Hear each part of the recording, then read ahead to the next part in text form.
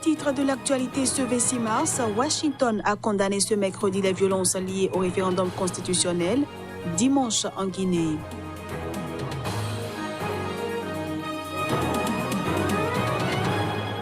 Le Mali en guerre a annoncé ce mercredi 2 premiers cas confirmés de coronavirus sur 2 Maliens rentrés de France à mi-mars.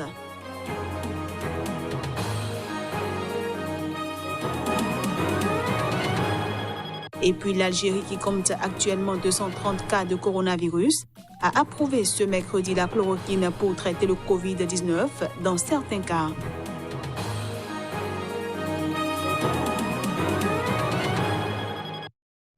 Nouvelle édition sur Sika TV, bienvenue à toutes et à tous. Les États-Unis ont condamné ce mercredi les violences liées au référendum constitutionnel dimanche en Guinée, qui ont fait une trentaine de morts selon l'opposition. Ils ont également critiqué le pouvoir. Par un communiqué de leur ambassade, les États-Unis expriment leur vive inquiétude et condamnent toutes les exactions liées au référendum constitutionnel dimanche en Guinée. Washington dit partager les préoccupations internationales sur l'organisation du scrutin, la régularité des listes électorales retenues et l'absence de dialogue entre le pouvoir et l'opposition, absence à laquelle le gouvernement n'a pas remédié, note la diplomatie américaine.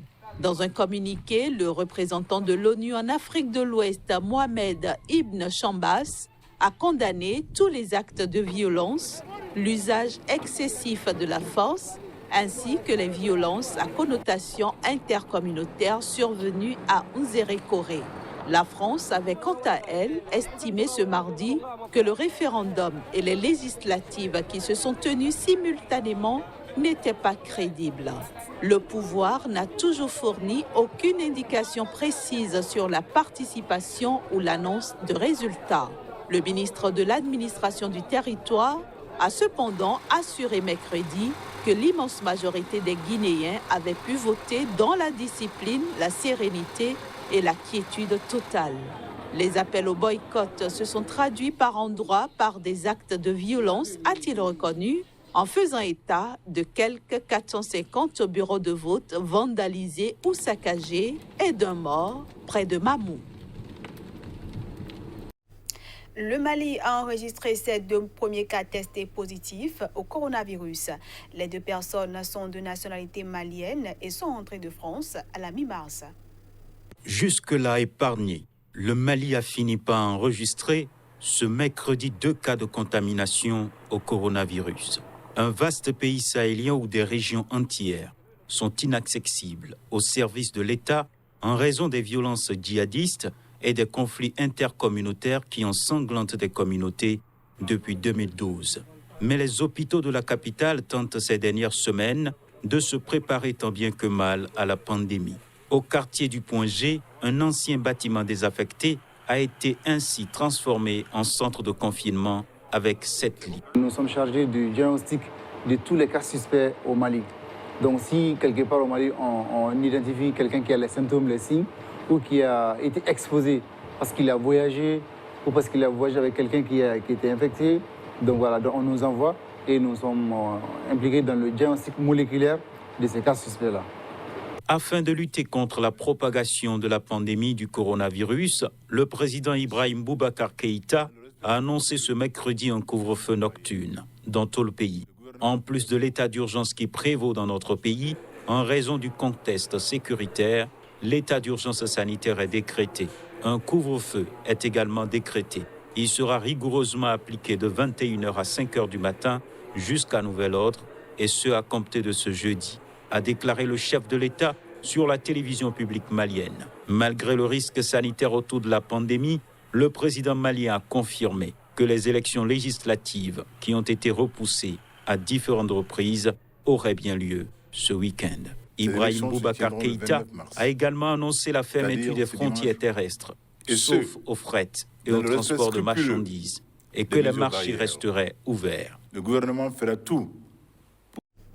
En Libye, le ministre de la Santé du gouvernement d'union nationale basé à Tripoli a fait état d'une première contamination au nouveau coronavirus. Et ce, malgré des mesures préventives déjà mises en place par les autorités dans ce pays en guerre. Nous annonçons en ce jour une première contamination au nouveau coronavirus en Libye. Nous insistons pour que tous les citoyens respectent les mesures nécessaires prescrites par le ministère de la Santé et le Centre national de lutte contre les maladies.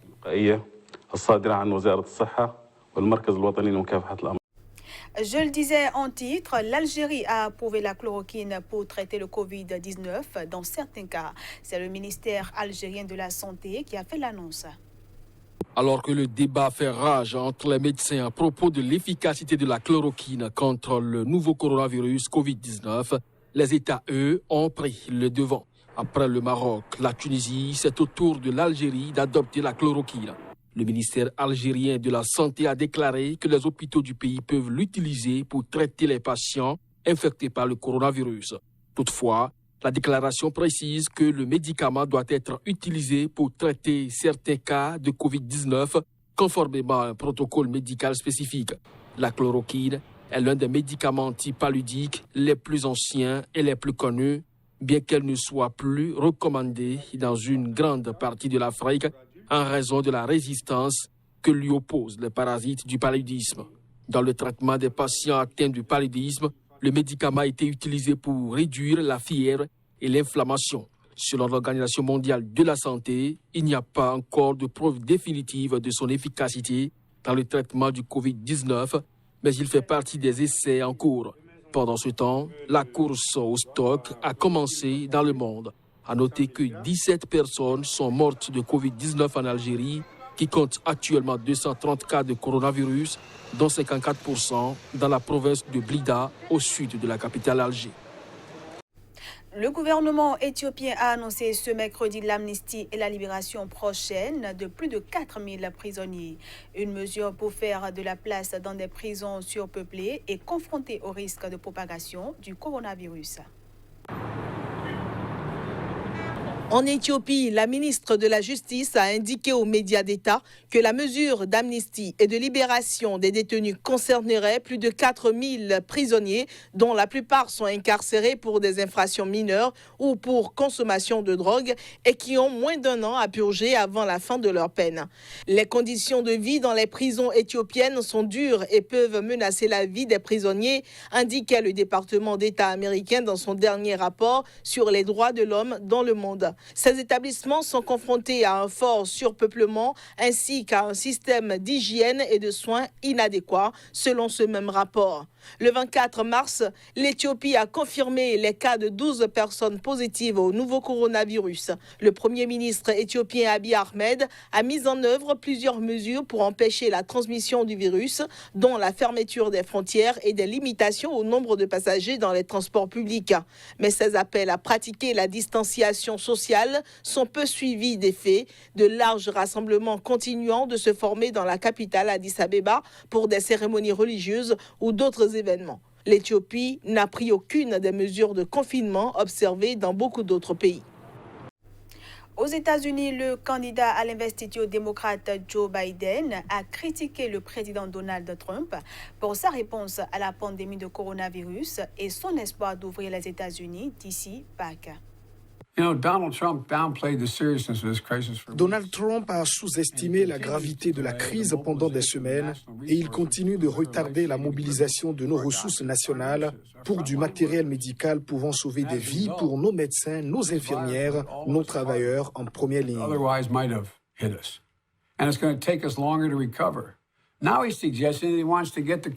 Maintenant, il laisse entendre qu'il veut que le pays soit rouvert d'ici Pâques. Nous voulons tous retourner à la normale aussi vite que possible, mais il y a beaucoup à faire pour le rendre possible. Il faut le faire intelligemment, pas pour être à temps, pour une date symbolique ou arbitraire. La seule façon de résoudre les problèmes économiques, c'est d'abord de résoudre la crise de santé publique. Je veux le dire encore une fois, la seule façon de le faire est d'abord de résoudre la crise de santé publique. On passe à présent à la revue de presse Afrique.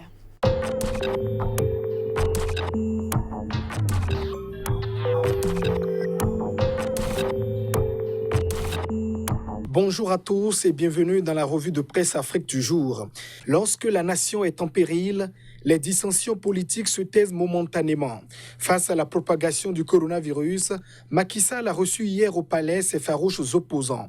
Le Témoin quotidien parle de l'union sacrée. Le Covid-19 envoie l'opposition chez Macky. Idrissa Seck, candidat malheureux à la présidentielle de 2019, Khalifa Sall, le maire déchu de Dakar est récemment sorti de prison et d'autres figures de l'opposition ont échangé avec Macky Sall. Objectif affiché, recueillir leur assentiment pour pouvoir légiférer par ordonnance sur les mesures à prendre sur le coronavirus. Ce qui fait dire au quotidien LAS que l'opposition est prête pour le combat contre le Covid-19. En Côte d'Ivoire, le journal Aujourd'hui dresse le bilan du premier jour du couvre-feu instauré par le président Alassane Ouattara. Le quotidien parle plutôt de torture et de violences policières sur les Ivoiriens. Mais les députés de leur côté mettent la main à la poche pour lutter contre le virus. Ils offrent 5% de leurs indemnités pour lutter contre le coronavirus, indique Le Jour. Au Cameroun, le gouvernement éprouve visiblement des difficultés à gérer la crise. C'est du moins le constat du quotidien Le Jour, qui parle de la catastrophe de la communication sur le Covid-19. Le confinement des Camerounais est en tout cas décrété. Et après tout, combien coûtera la facture au pays? C'est aussi la préoccupation de mutation qui s'exclame. L'addition, s'il vous plaît. Au Burkina Faso, la police veille au grain. Elle vient de mettre la main sur 2 réseaux de malfrats. Ils sont spécialisés dans le vol d'engins à 2 roues et de matériel divers. Et puis on boucle en faisant un tour en Côte d'Ivoire où les avocats de Guillaume Soro écrivent à Alassane Ouattara. C'est le sursaut qui s'y intéresse et publie leurs exigences pour les prisonniers pro-Soro.